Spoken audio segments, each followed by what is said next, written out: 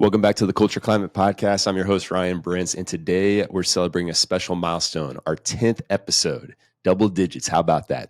And what better way to mark this occasion than by welcoming Jerold and Nathan Nichols from Amber Electric as our special guests.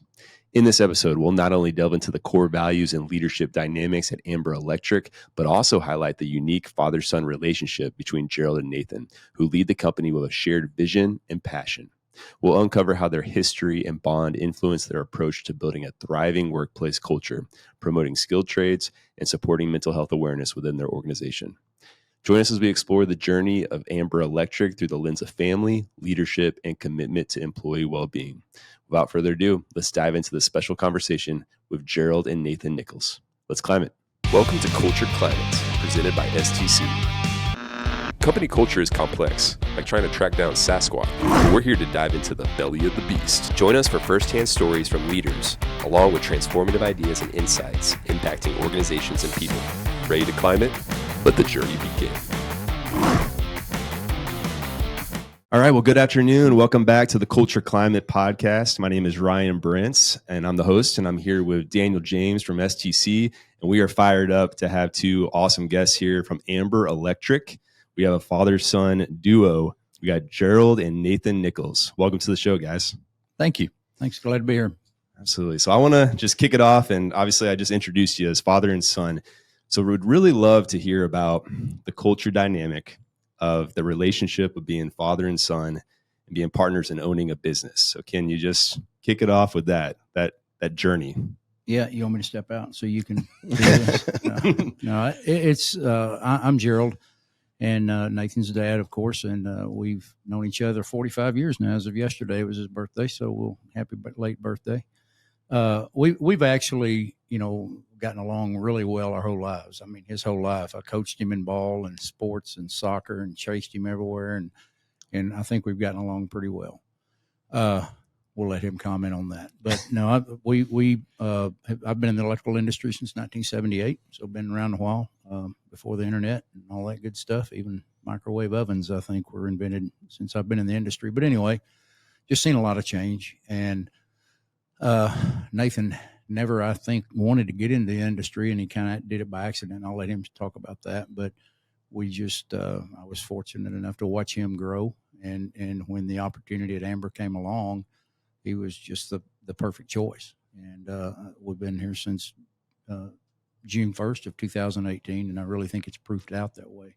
It's been bumpy a little bit, but I think anytime you do something different, change a corporation that's been around for this year 35 years, it's going to be some bumps and bruises, but we're working through it. And by the way, we don't have it figured out yet, so it's a work in process. So. Yeah, Nathan, what do you say to that? Well, yes, we've known each other for 45 years. It's been great. The oldest of four boys. Oh yeah, it was fun. It was fun. No, growing up, everything that I did growing up, whether it was sports related or school related, didn't matter. He was always there. And then I still remember growing up, and him being an electrician, he was doing everything he could to keep food on the table. In the early 80s, and early 80s, mid 80s is where my kind of memory starts with that, and every side job he could do on the weekends and the evenings was always being done, and that was just to provide for the family, and then kept having little brothers and things along the way.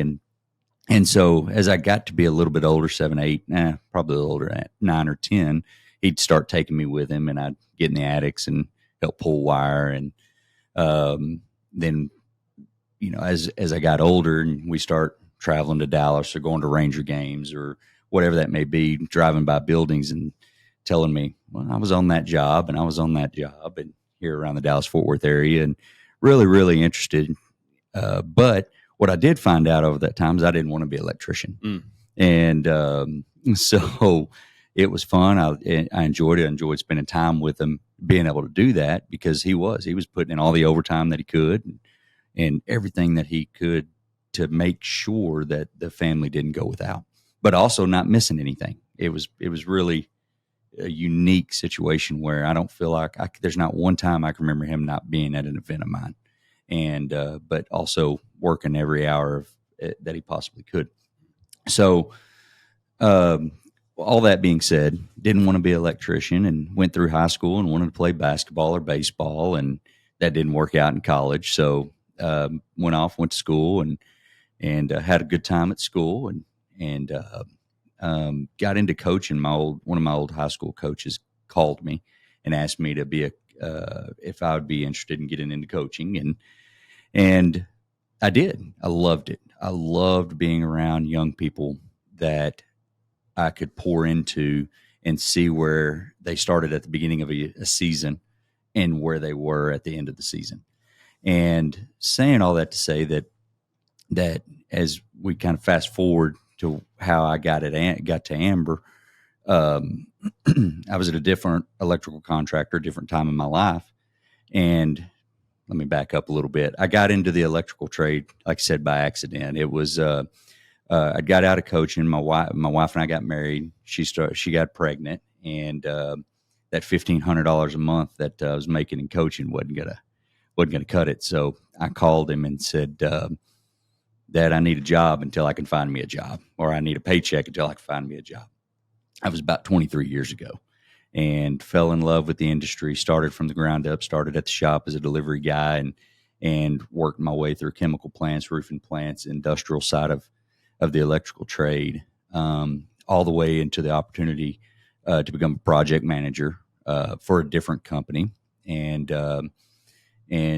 was there for about 6 years as a project manager role, and led some national rollouts and nationwide type stuff, and continued to grow and myself professionally and personally, and then close to June 1st, 2018, we started talking about this opportunity at Amber, and so it all came full circle for him and I to get back together and work together and come over here to Amber together. So, thanks for sharing that. Yeah, and it's I'm a son of 3 boys with a dad as a coach, so I can understand that dynamic, and you kind of want to do your own thing, right? You want to go out and experience the world and go off on your own, but there's just something to be said from that foundation and what you saw, what you experienced as a young boy.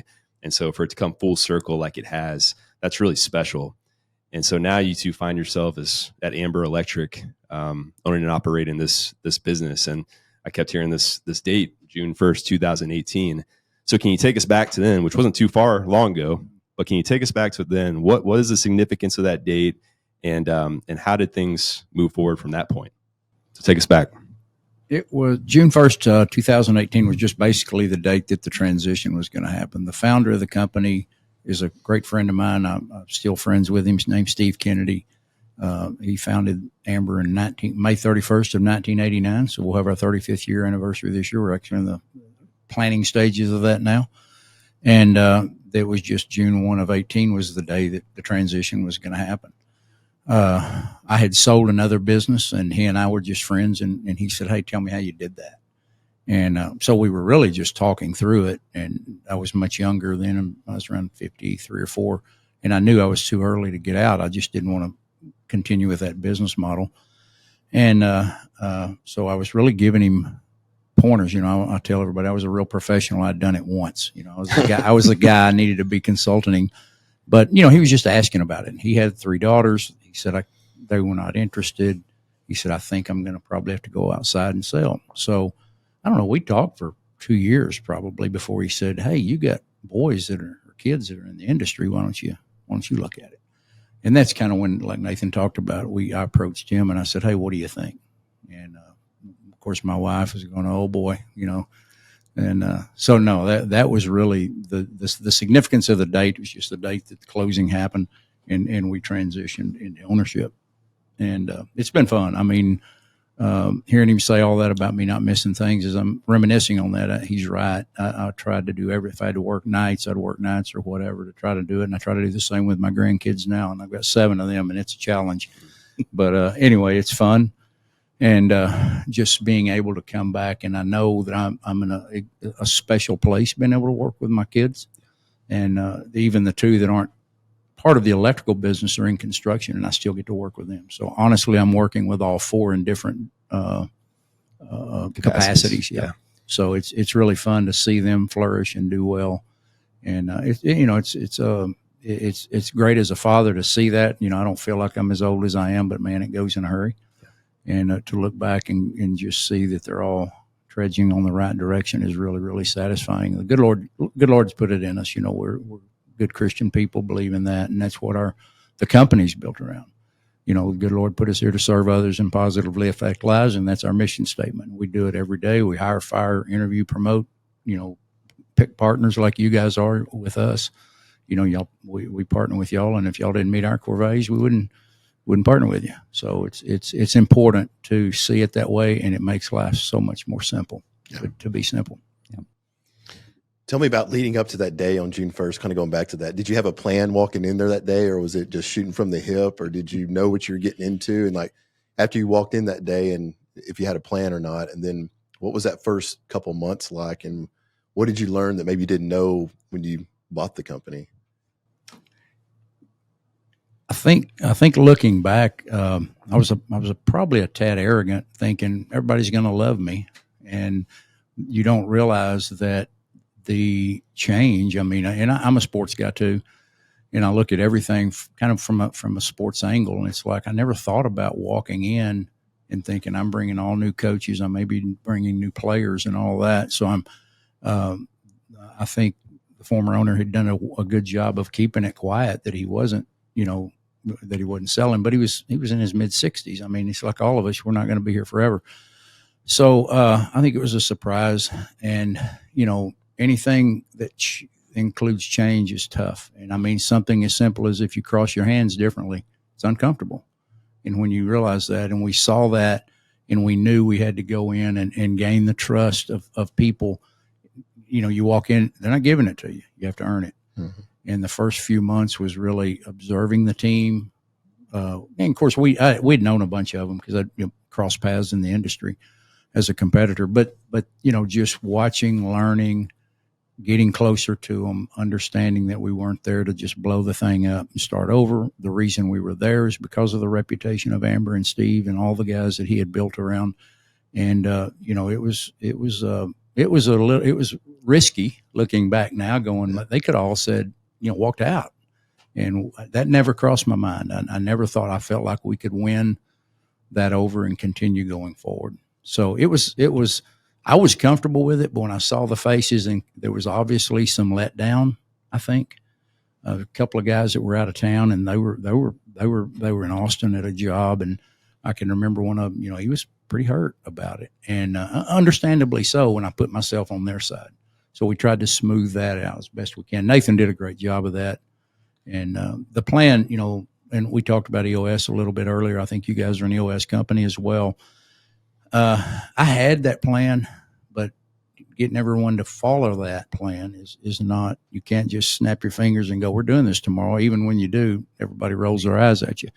And then the way that I got it finally to start kind of going forward, COVID had hit, and it was later in 2020, but I finally said, if you guys will read this book, we're going to follow it, and it'll make your lives easier and get me off of your back more. They all said, we're in. I'd like to talk a little bit about June 1st. So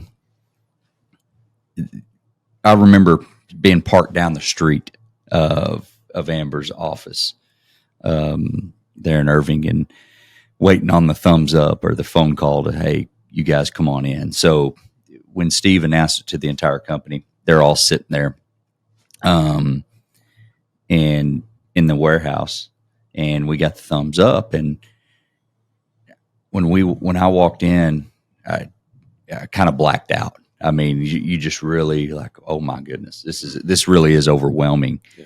And I could still see some of their faces just, oh yeah, they were, some, like I said, some were upset, some were hurt, some were concerned.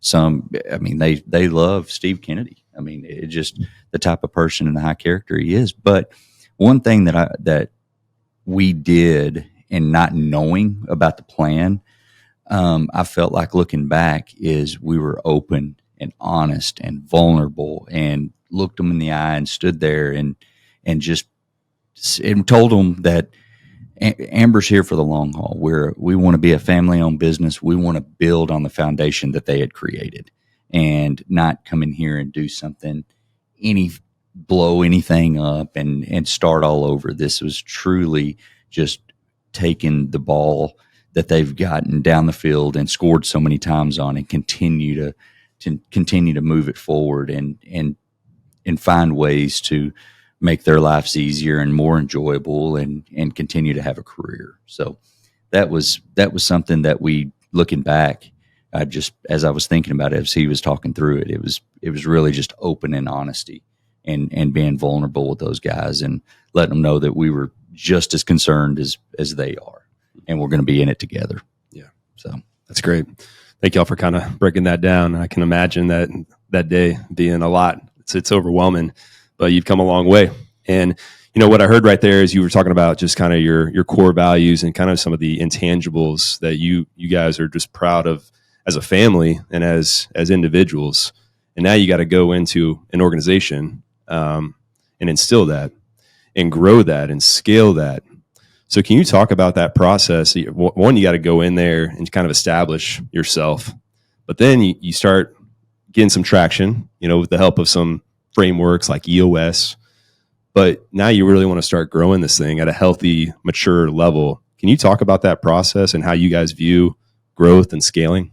The one thing that, and we worked really hard together with the team for that first year or two, and we what kind of pushed us over the edge as far as the growth and scaling piece of it is in October of 2020.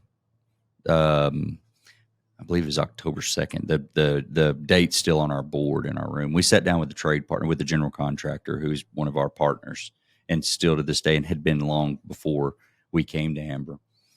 And we were sitting at a restaurant in Richardson, and they said, "Look, we love y'all. We love working with you, but we're not able to grow with you. You're pigeonholed into this small contractor sector of our business, and that's all you'll ever be at the rate that you're growing, or the rate or where you are currently." And so that's what kind of really, and there was a whole lot more into it, but they basically said, and Jerold says this all the time, he says, they told us that we love you too much to leave you behind.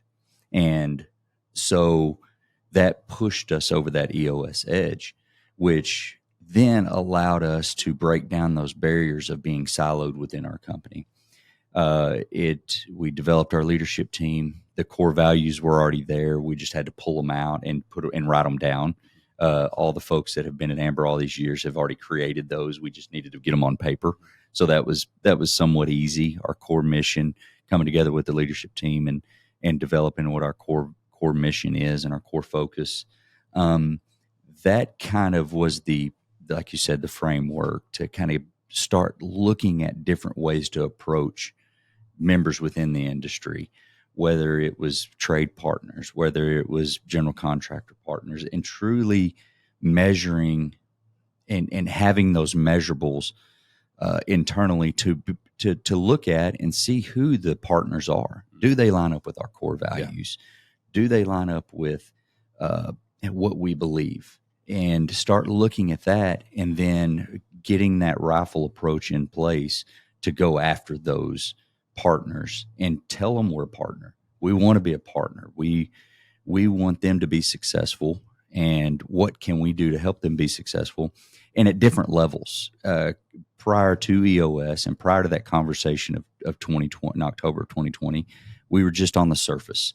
We had one relationship within one company or multiple, but it stopped at just a surface level where leaders within their organization didn't really know who Amber was and what Amber was about. So with EOS and having that model in place, we were able to then go to deeper levels within those partnerships and develop those relationships at the general contractor level, at the supplier level, at the manufacturer level, things that Amber really has never experienced. And I mean, heck, even marketing levels, accounting levels, HR levels, just all the way throughout the organization.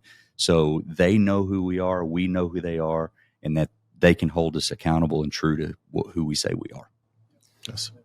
Yeah, that October 2nd date was actually Skiles Group, which you guys know Skiles. They're great guys, and they've been working with Amber for a long time. I think they just celebrated their 50th year in business.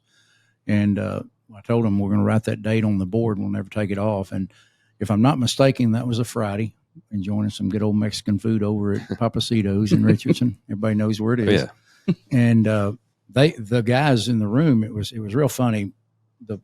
The two Skiles guys were opposite side of the table, and I was across from the guy that's closest to my age.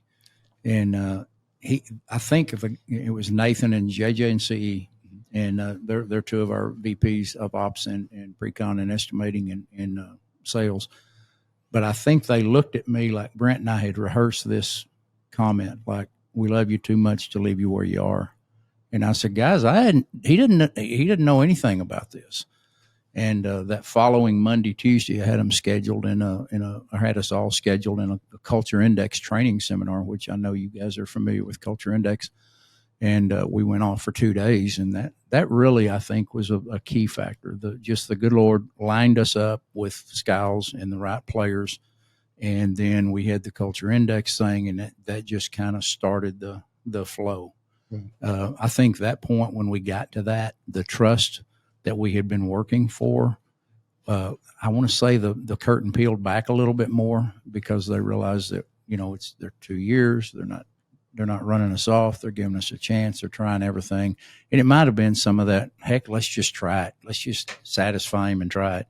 But, Nathan was a little reluctant with it too. And I think it was later, may have been another time, him and I went to a conference in Nashville, Tennessee with Entre Leadership, Dave Ramsey's group. And, I still think he was on the fence. I think really he was appeasing Dad.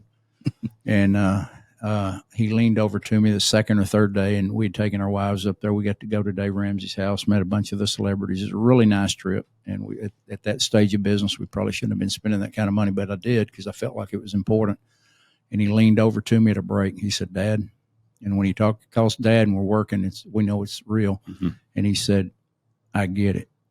And I said, "What do you get?" He said, "I always thought this coaching and consulting and all was a money grab." He said, "I get it now." And, literally, and I say this all the time, I'm an electrician. I don't know how to run a business. Why would an electrician know how to run a business? But I know that I can learn and be a continual learner, lean on partners like you guys here at STC, like we do you, lean on our fractional CFO group, lean on our attorney, lean on our CPA. And we want you guys to say, "We're sick of you calling me." Well, no, you're a partner. If you signed up for it, we're going to bug you till you almost want to not answer my call, because that's how much it helps. And we've seen that multitude of counsel. Yeah. So that's been a key deal for us in that. And I do think that October 2nd date, that's why I told them we're not erasing it. And somebody will see it getting thin up there with a Sharpie, they rewrite it. So it was a key date for us.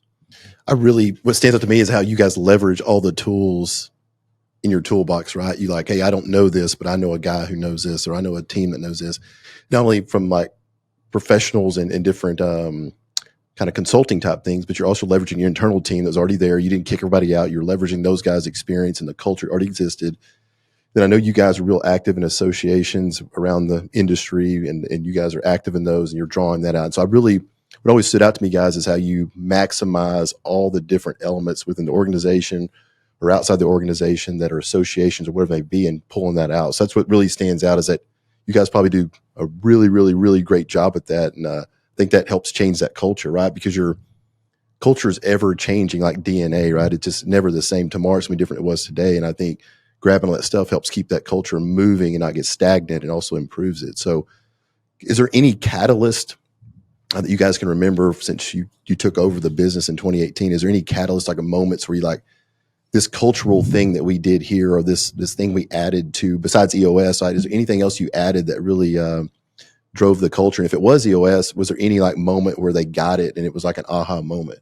I think the EOS thing is it's a playbook. That's all it is. You know, Bill Belichick's playbook probably didn't change a whole lot, and he was pretty successful with it until this year, and he wasn't. So things happen. But I do think you're right, DJ. There's a lot of it is ever evolving, and the values. It was real funny. The core values existed, and like Nathan said, they just weren't written down. And I had incorporated him and several others, the whole company. Hey, I'm going on this trip. I think it was to Nashville, and I said I want 3 to 8 core values from all you people before I get back.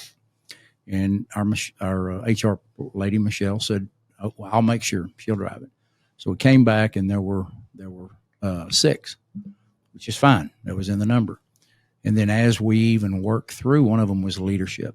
I can't remember the others since we've changed them, but one of the people in EOS said, "You know, what if a person doesn't want to be a leader? Does that make him unsuccessful here?" It's like, no, not at all. So we struck leadership out, and we had a word called passion. We changed it to passionate. And then excellence, which it's on the tailgate of our trucks, wired for excellence since 1989. It was in that brochure that Nathan was referenced just a short time ago. So teamwork and integrity. Now, all of those that should be a no-brainer. Everybody should have those, right? But yeah, what I think we did was we actually had them, and we put people's names that were with the companies for 20 years, 30 years. And we got a lot of those. There's still a lot of long timers with us. And we said, if you cloned them, why?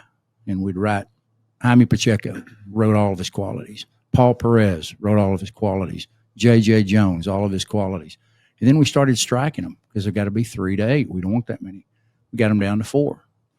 But then we defined them. So, and I've got them right here beside me. Everyone has the definition. You can define the word integrity any multitude of ways, and it would be correct. But we said, this is what integrity means to us. We're going to hire you based on that, and we actually start our interviews with that. Here's our mission. Here's our values. If you can't live with these, we can stop the interview and save everybody's time, because these are the 4 things that are going to get you run off. That's it.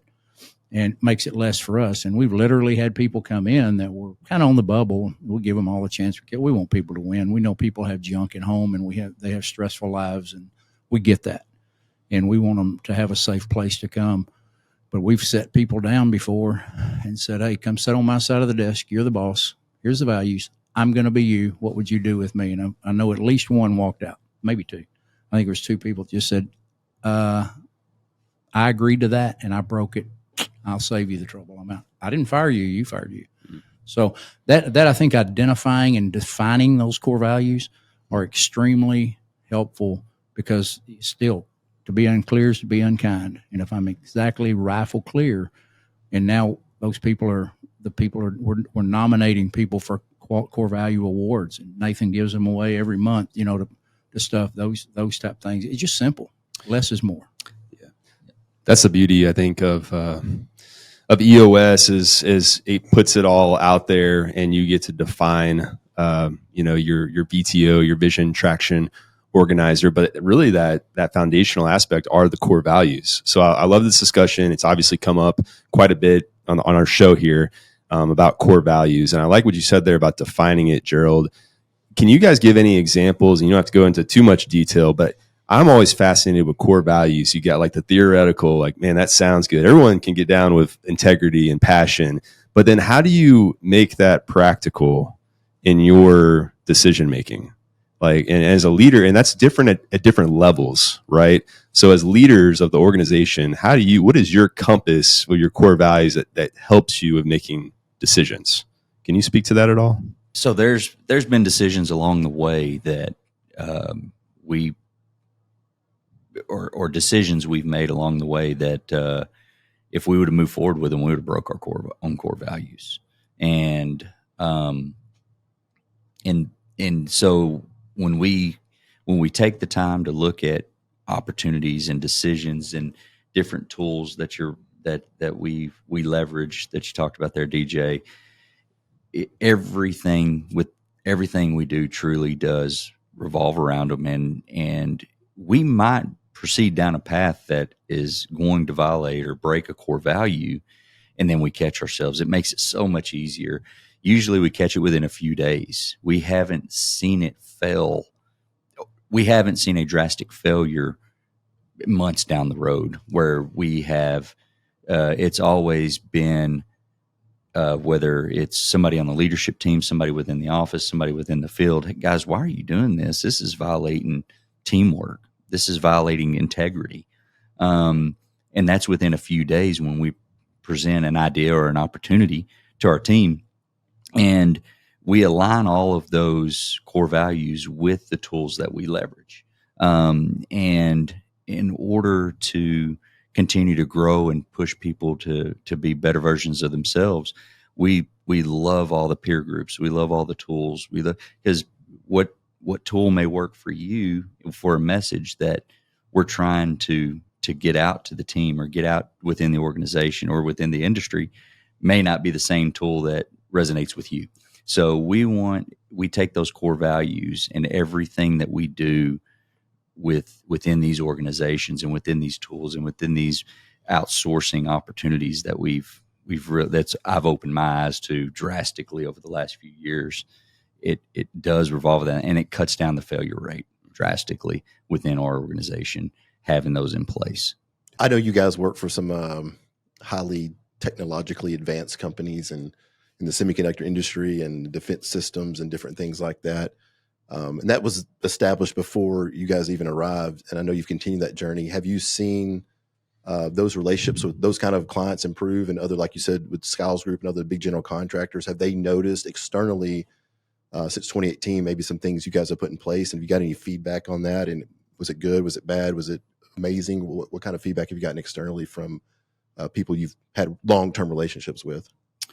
The semiconductor groups that we work with, or the group that we work with, it is they have come to us and approached us and seen a different side of Amber. There for a while, it seemed like every other month we were in some sort of tongue lashing meeting, and that's kudos to STC and our group to buying into our safety culture that we really wanted to push and drive. But with that being said, they've, over the last year and a half, 2 years, they've approached us wanting to grow. So, guys, we got to get Amber more involved out here. How do we do that? Well, looking at our core values again,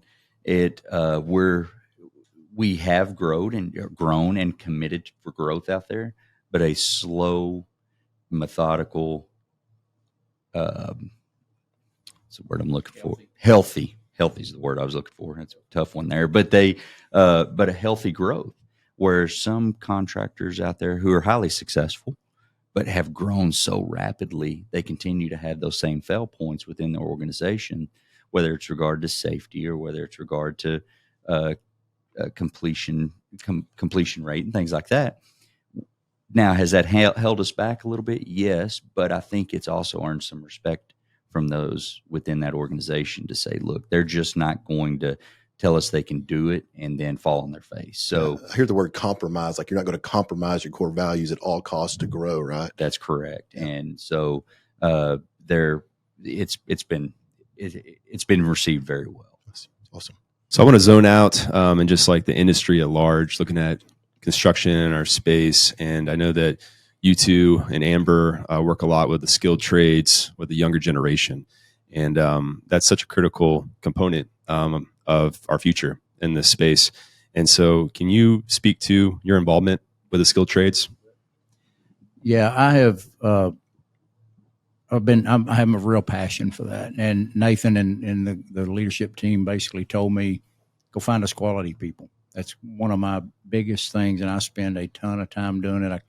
I feel like I'm stealing when I get my paycheck every Friday, because I get to go talk to cool kids in classrooms and teachers and technical schools, and I get to go to IEC and the TSTC and the CEF and Texo events and see all these cool toys. We're trying to attract people in. And, I think in my day, when I got out of high school, you either were traditional college, military, manufacturing, or just go to work somewhere. That was about the options you had. Well, think about what the options are now. And and go take a peek at Buc-ee's and Chick-fil-A's pay scale. Well, we're behind. If it's my pleasure at $18 an hour versus chip that concrete for $18. I know I might have chosen a different route had they been around. But no, I was a kid in school. I'm not degreed. 3 of my boys are. One is not. My wife and I are not. And I wasn't traditional college material. I knew how to build things, and with my hands, I was very mechanical. And I was a baseball player. Went off to college to play for a little bit, and that didn't pan out. So I came back and went to work in a manufacturing plant making roofing shingles for homes. A friend of mine there, Rick Waldrop, still in business today down there, he's a few years older than I am, suggested, he said, you got folks in the industry, why don't you try this electrical stuff? So I did, and rest is history. So I feel like I need to pay that back. These teachers in schools, we stack so much on them, so much, and they don't get a break, and everything that comes out, we put on them. And there's no way that a teacher could go off to school, get their degree, come back and teach school and know about our industry. So to me, I feel like we owe it to the industry to go talk to them, give them a break, give those teachers a break. And just tell them about our industry. And I go in, and I'm not trying to recruit electricians. I'm trying to recruit students to be successful members of society. If they look like they're quality and want to go to college, I'm going to see if I can find them an internship at one of the GCs, or maybe even at our place to help them get their college degree if that's what they want to do. But if they want to go to school and learn a trade with us, and go to CEF or IEC or TSTC, we send them, so, and we have 3 rules. They have to show up on time, be a sponge, and they can't be a turd head. That's it. And I would think if you're going to be a doctor, a dentist, a lawyer, it doesn't matter. Those 3 rules apply. Yeah. If you're going to flip burgers, those 3 rules apply. So it's pretty simple. But no, if I'm on several boards right now of education type thing, just trying to give back to help tell the story and the good news of what our industry is. I've seen the day and of where, the general contractors, and they did a lot of self-performance back then. They don't do it as much now. It seems like it's kind of teetering back again. But, you were basically hitting the head with a stick and told how to build your project. Even though I was a professional, and I did it on 72 story right downtown here. I was down there for almost 3 years, bringing that thing out of the ground, and we would go have a huddle outside. And I talked to Keon every time. Him and Joe Donnarummo that wrote the Lean Builder, we were having huddles in the 80s, and the general contractor there was saying, get to work, I told you how to build the building. Well, us, the 4 that were in the area, were coordinating our work. So anyway, there's been a big shift, and you young guys that are in the industry and all this technology, even that we're sitting in front of now, telling the story of success and how to succeed, that's my passion. I want to go tell these kids, and heck, I say kids. We had a guy not long ago who was college degree, professional football player. He came over with us, and we got him in some training school. He's no longer with us, but I talked to him this week, and he's going to work in a distribution center because of the experience we gave him. So, I'd love for him to be with us. He's not, but good for him. Yeah. He wins. We did what God asked us to do. So that's my passion on that. Nathan does a great job with it too. Not as much as I do, but I see it coming. He's coming more and more and more into that. My passion with the young folks in the industry comes a little bit with my background from the sports, and I was coaching early on in my career before I got into the electrical trade, and well, let me take that back. I guess I was in the electrical trade since I was 7 and crawling around in the attic, but professionally, actually making money at it, and I love watching these young people grow from the beginning of their time within whatever season that is. And you relate that to construction or this profession that we're in. Everybody goes through their seasons and their growth of when they start on day one as an 18-year-old, 19-year-old right out of high school. And we ask them for what their goals are. They write them down. And last year, one of those young men who is a core member of our team and going to be, I hope, for a long time, by the name of Joe Volek, wrote down he wanted to get married, have a kid, and buy a house. He's 24 years old now, and he did all of that within 5 years. And That's awesome. That right there is that growth that that I like seeing from a coaching perspective of what can we hire good people and figure out what to do with them later. I had a friend of ours tell us that one time, but seeing that he didn't want to go to college and getting there, and then how much more potential this young man has that he doesn't even know he has yet, and where he's going to go in life is great. Those are things, and there's all kinds of stories within Amber and the construction industry as a whole that are out there just like that, and we don't celebrate those enough. We really do, because it is a career. It is something that you can take and hold on to and raise a family and be very successful by doing that. And it's not the same as it was. So I wanted to touch on like so construction in general is the mental health awareness crisis that's going on. And I know you guys are passionate about your people, obviously. The things that happen, that especially with some of the people that don't feel comfortable talking about things and they kind of keep it internal. Have you guys done anything at Amber to kind of explore mental health and talking about that with your team, and anything you guys have instituted you wanted to share that you're proud of, that that kind of touches on that culture pace with mental health? We obviously, that's always a big push, and it seems like it's mental health week or mental health month. Well, that's not a month-long thing. It's not a month-long sport. So, we always talk about that. But again, predominantly being male, we going to pull up our boots and just move on, right? We really challenge our leaders, and we've seen a couple of guys come to mind right now. I won't call their names, but they were hard guys, and someone would be maybe having trouble getting to work or whatever, and you could just tell they were down. And it's like, guys, you have no clue what happened, what he left today. This is his spot. So we try to make more of anything our leadership group, not just the team, but the whole group. Hey, walk a mile in his shoes. You don't know what they're up against. We know all the numbers with the the homeless and the broken homes, and so many people have grown up without dads and all that stuff around, and some without mothers. I get it. That's tough. I didn't experience that. I can't experience what that person is, but I can help them. So we really do try to put it out there. Adding HR was actually a pretty good move. We didn't have that when we came in. We added that, and that gave an open ear. And our lady is very good at reading through the BS, and she's really good at knowing when it's not. And we really do try to handle that. And it's an open deal. I mean, we can all read through the stuff. If it's not real, but we truly do want to help them. We've offered counseling for alcoholism to people, and and all that, and we'll help with that. It's no different than sending them to apprenticeship school. If I need them to be a good electrician, don't I need them to be a good person? So why would I not? It's not a cost; it's an investment, because you could plant some shade trees that you may never stand in, and that's a term we talk about all the time. If you can do that, that's what those school teachers are doing. They're planting shade trees. They're never going to stand in the shade, and if there's any way we can do that. But I do know also that, as managers of the company, and that guy signs our paycheck, I'm not talking to him about my problems. So, but Nathan and I think several of our leaders are big enough to, hey, let's go have coffee. Let's go find you some help. Our church that we just went through a series about mental health. So, you got to keep it out there, and we have to, as an industry, that's part of the problem. You hear that all the time. And we're like, the number 2 or 3, suicide rate. Suicide rate in the world.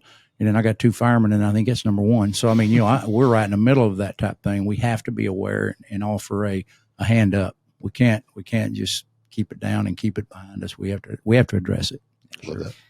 One technical thing, or in the weeds, that we have done at Amber is we've improved our position with our insurance that we provide for our employees, which also carries one of those employee action plans, where they can make the phone calls and get counseling on financial questions, get counseling on, just have somebody to talk to.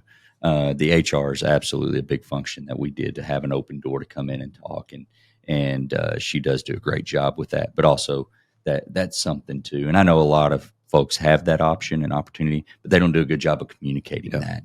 And quite honestly, I don't know that we do either. But we use a platform called Tranual that reaches every member of our organization that's on it. It dings them every day with any updates and things like that. And we can tell who's reading it and who's not, which is fantastic.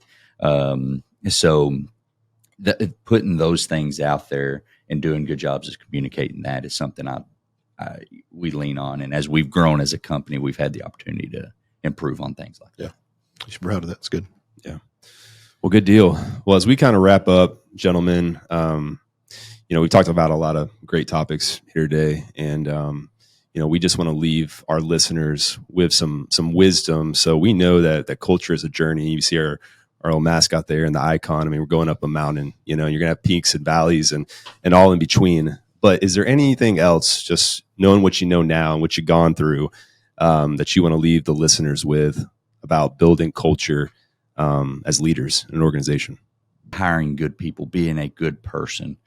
You can give them the tools to be successful, but if they're just not a good person, or you're just not a good person, and that can change. It's not something that just because right now as a 16-year-old kid, you feel like you have a bad rap. You have this bad name out there in the high school. No, that you can make your own path. That doesn't, and it can change at 16. It can change at 17. It can change at 25, 26. There's always that opportunity to have that second chance, and you can have multiple second chances. And it is something that we like as a company. We're going to mess up. We're going to screw up. There's been bad decisions that I've made in my life and continue to make. And I try to continue every day to push to be a better person, a better father, a better employee, a better leader, at taking those tools in and doing the best I can with them. So, Jerold? Yeah, I would, Nathan does a real good job with that, and him and I can ping pong, you can tell here. But the thing that I would want to leave, I think, is, as an older guy, been in the industry 46 years now going on, this is long overdue. Buddy Brumley and I know you guys know Buddy. Buddy's about my age. We played high school football against each other, found that out several years ago. But anyway, we never did like the way it was. And I'm so glad to see that you younger guys are pushing the culture thing better than we did. We just lived with it. It's my way or the highway. That was your only option, pretty much. And nowadays, I think this thing of listening to your people more, these culture index, these Briggs, Myers-Briggs, DISC, all these things that are out there. We're not doing that to try to find something with someone. We're trying to do it to help you get the right spot and be successful and make you come to work. And have fun at work, not make you come, but have fun when you do come. But more than anything, the one thing I'd say is be a continual learner. I'm 60, be 66 years old in August, and I love learning more now than I ever have. And I think the high school part of it is I thought, I'm just going to play baseball. I won't need all this junk. Well, that lasted till I was almost 18, and I had to go to plan B. But just be a continual learner, learn, and then treat people with the golden rule. Treat people the way you want to be treated. And I heard some guys on y'all's podcast last week, treat them the way they want to be treated. Listen to them, give them the benefit of the doubt. If it's a bad direction with someone, and there are bad people, but I like what Nathan said, the second chance thing. Hey, you just might not have been given the right chance, and look past that sometimes. So that would be my thing. I would like to add one more thing. Absolutely. That's super important, and we talk about it all the time. We hadn't touched on it. Write your goals down, professional and personally. Don't talk about them. Don't tell people what they are.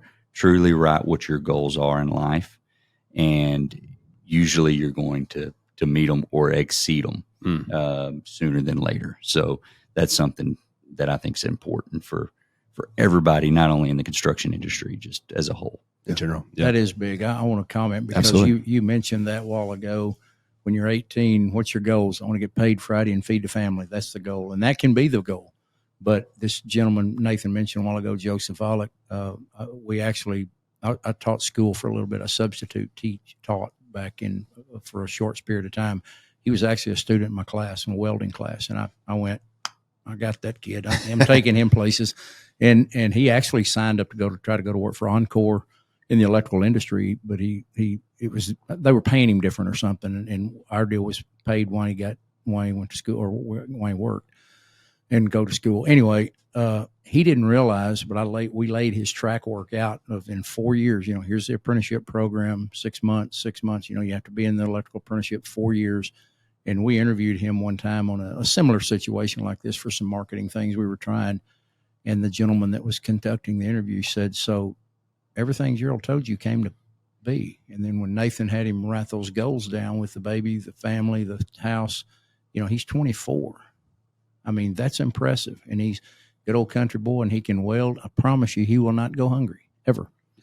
So that deal of writing them down, I think there's something out there I've seen. It's your goals are more likely to come to, if you write them down, like they're 60% more likely to come to pass. So it's a big number, and it's okay to dream. Nothing's not possible if you just put your mind to it. Yeah. What I've taken away from listening to you two as a father-son pair and as a business at Amber Electric is just being growth-minded, right? You stepped into something back on June 1st, 2018, and you haven't looked back. And you just keep moving forward, right through that windshield, like you were talking about earlier, Jerold. And so we're really excited. We're thankful to be partners with you guys at Amber. We're excited to see where y'all go. And we just really appreciate you being on the show today and imparting some words of wisdom for our listeners. So with that, we thank you for the time and God bless. We'll see y'all out there. Thank you. Thanks, We're humbled guys. to be here. Thanks for asking.